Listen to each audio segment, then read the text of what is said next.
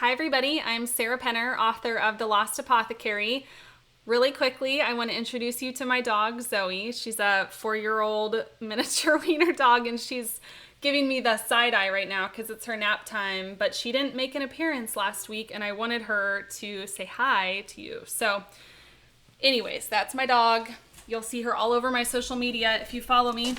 So today, I am talking about how I got my agent, and I am very excited about this. It's actually the most popular hit on my website.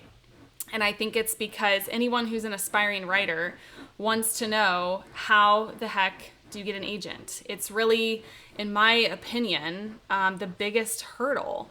And I think a lot of people would say that, even more so than going on sub once you have an agent. It's just very difficult. So I want to walk you through my experience, which it's been quite a wild ride, and then give you a few tips and tricks that I have for those of you who are querying yourself or about to start querying. So first things first, I wrote a book in 2015, and then I queried it extensively in the US and the UK in 2017. And when I started querying it, finally, I received more than 130 rejections. So that is a lot of emails with the word thanks but no thanks in your inbox. And it was as discouraging as it sounds. But being persistent, which is required, if you're going to be a successful writer, you've got to be persistent. You've got to be able to handle rejection. I decided to kind of take some lessons learned, to do some digging, to check in with mentors and others in similar positions as me, and try to course correct and take a different approach with my second book. So what I did with my second book was something new, and I think it was very effective, and I will probably do this for every book that I ever write, and so I'm happy to share it with you today.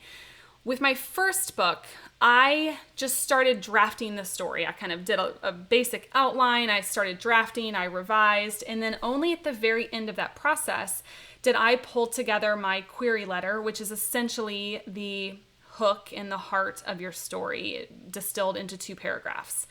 When I wrote The Lost Apothecary, which we know has a very happy ending with an agent and a publisher, when I wrote The Lost Apothecary, before I even started typing page 1 of my first draft, I wrote my query letter.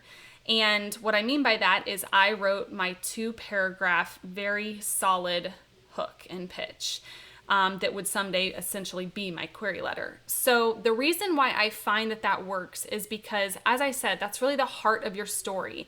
That's the angle or the hook that makes your story unique. It is kind of the heart of your concept. And so if you have that, and whether you want to print it or have it on your computer, whatever, but if you have that to continue to refer to, anytime you have a wild hair about a subplot, or you're feeling discouraged about the writing process, which is exhausting and discouraging often, you have that 2-paragraph hook to then go back to and kind of remind yourself, this is the road that I generally need to stay on. And so I did that with The Lost Apothecary, and every time, religiously, every time that I felt like it was just becoming too much, and I couldn't keep my story on track, I would go back and remind myself, what was it that I loved? What was the essence of my story from day one that I loved?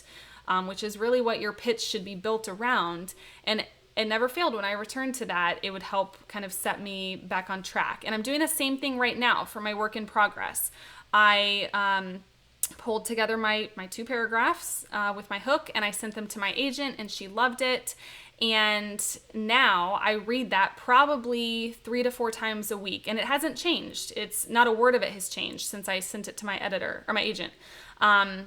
Every time I just need a little bit of guidance, I go back to that pitch. And that, if I were still querying, if I didn't have an agent, that would become my query letter when I was ready. So that's my first bit of advice for you, is distill the essence of your story into 2 paragraphs and really let that be your kind of guiding light. So fast forward a little bit to the actual querying process that I went through. I took a unique route in that I decided to pitch in person before I pitched or queried via email. This really was just luck of the draw. It just so happens that there are some conferences that are held nationally across the U.S. Known as Writers' Day workshops. And you can Google them and hopefully find one near you because they're in lots of major cities. But this is where you have the opportunity to pitch agents in person as well as attend various sessions aimed at writers. And so one weekend on a Saturday, I went to pitch a couple of agents in person, and their response was immediately very positive. And I not positive in that I felt like they were just being nice or encouraging. They ended the conversation with, please send us this as soon as possible. Send us the manuscript. So I realized within a few days that I need to get this manuscript out. And so I went and queried via email about 10 of my top pick agents in the industry. And at this time I was almost wrapped up with revisions on my manuscript. I had just a few line edits left. And I thought, if it's anything like happened a couple of years ago with my first book, I'm not going to hear back for weeks anyways. So I have plenty of time to get this last bit of revision done.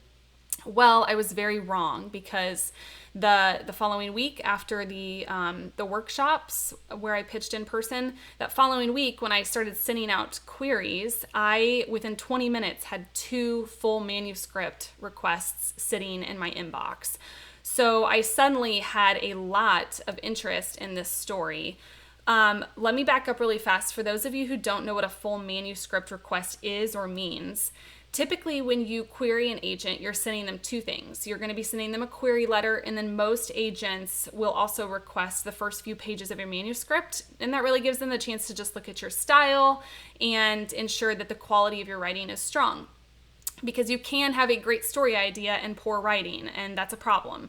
So this is kind of a nice package for the agent. If they like what they see, if they like both your concept as well as your writing sample, they're going to ask for your full manuscript, which is a big deal, as anyone who's querying knows. It's a great signal and a sign, but it also is just so encouraging to know that an agent liked your first few pages and your story idea. So I really hope that as you all get out there and query your manuscripts, I hope that you experience the joy and delight of getting full manuscript requests, because it's very cool.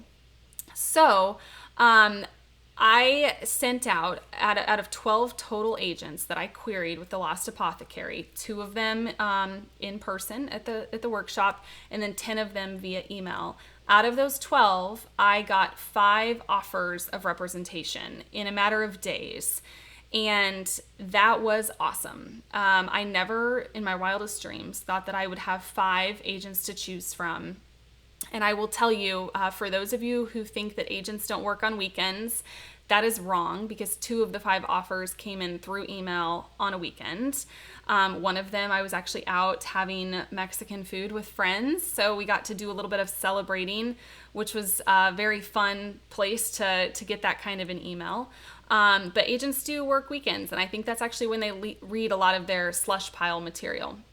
So having multiple offers of representation is enviable, but it's also agonizing. And I had about 10 business days to make the decision, and I used almost every hour available to me. I really made the decision only at the very end, on the last day.